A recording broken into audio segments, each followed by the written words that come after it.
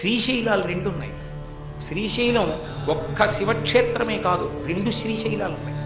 భవిష్యోత్తర పురాణంలో కృష్ణ భగవాను యశోదాదేవి అడిగింది, ఇన్ని కళ్యాణాలు చేసుకున్నావు, నేను చూడలేదు, నా కోసం ఓ కళ్యాణం చేసుకో, ఓ జగదానందకారకమైన వాడా, నా ఆనందానికి కారణం కావద్దా, నిన్ను పెంచి పెద్ద చేసిన దాన్ని ఇంకొక కళ్యాణం చేసుకోమంది. ఆయన అన్నాడు, శ్రీశైలే పూరయిష్యామి కించిత్ కాలా నదంతరం అన్నాడు.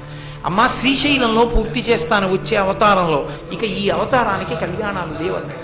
అందుకే వరం అడిగింది యశోద కాబట్టి నందుడిని తండ్రిగా ఇక తీసుకురావా, ఒక్క యశోదని మాత్రం బహుళమాతగా తీసుకొచ్చి వెంకటేశ్వర అవతారంలో పద్మావతి ప్రణయానికి ఆవిడే తల్లి.